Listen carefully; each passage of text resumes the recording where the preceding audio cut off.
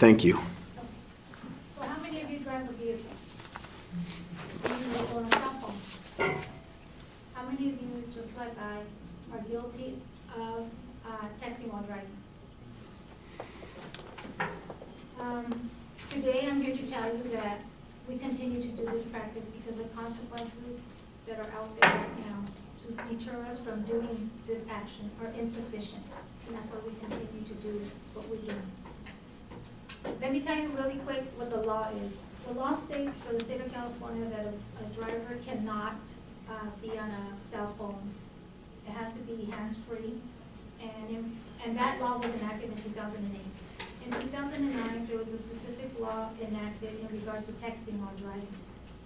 And that one, again, states that you cannot either read, send, or write a text while driving. So that's basically what the law states. Now, here are the consequences for the law, for if you break the law, for violating the law. Did you know that according to drivinglaw.org, the base fee for your first offense is $20, and your second or subsequent offenses are $50.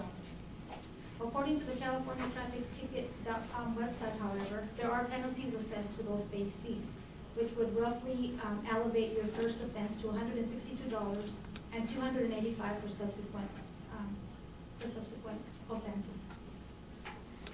So now that's the law and what the consequence is. Obviously, it's not deterring us from doing what we shouldn't be doing.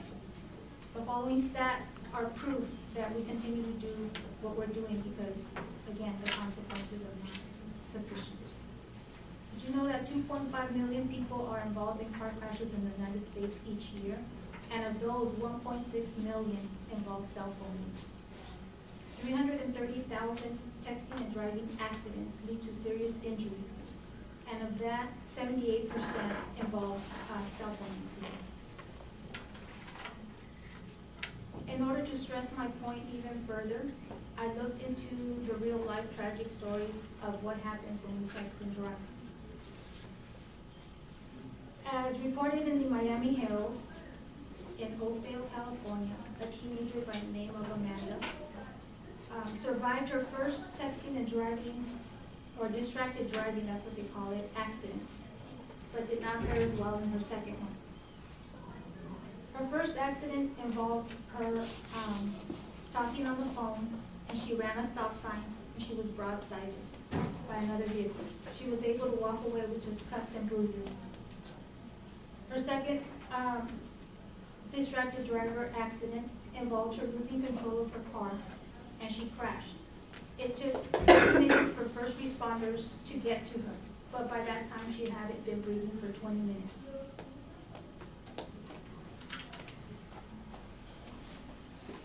That second accident almost happened a year to the date from the first one.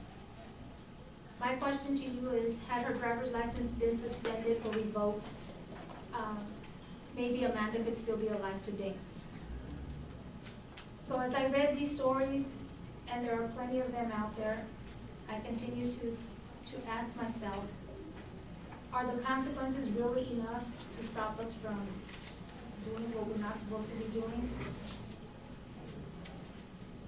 And I'm here again to tell you that until the laws get stricter, I don't think that the practice is going to change. We all know that it's dangerous, but we continue to do it anyway.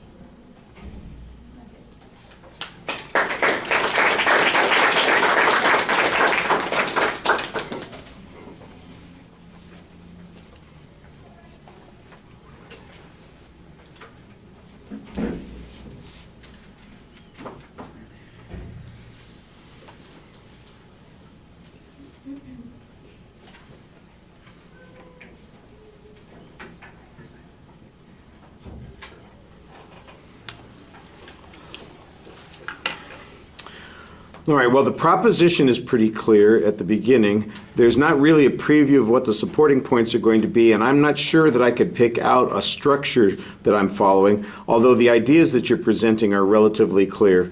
You're dependent upon some factual data to start off with, explain to us what the existing laws are and what the penalties are.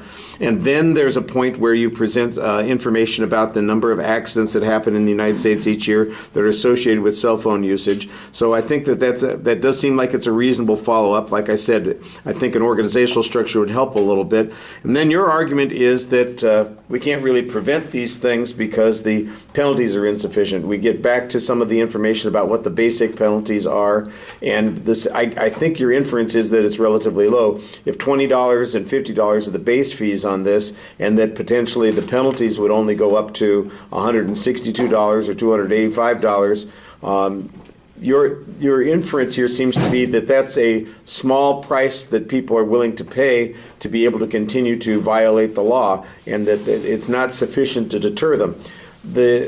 The example that you present is a really good one. I like that example a lot because it does deal with somebody who went through an experience and were still not deterred by their own experience, and then you have a good hypothetical question there. What would have happened had her license been suspended or revoked for a period of time? Might that have changed her behavior? That's a good question. That's the one that we need the answer to. That's where you need a little bit more data. Are there any other countries, for instance, that use that practice where if somebody is caught doing something like this, doesn't even have to be using cell phones, although that would probably work the best, but if you could show, for instance, that when they use that as a tool of enforcement for driving violations, that it's more effective if they did that in, I don't know, Germany or Great Britain or someplace like that, and they got more compliance with their laws. I think that would make your argument that much more sound. I think you've got a good rhetorical question, but I'm not sure that you answered that question as well as it needed to be answered. I thought it was nicely presented to us as well, and that you've got some time, so there's probably room to add to the argument in the ways that I just suggested. All right, thank you.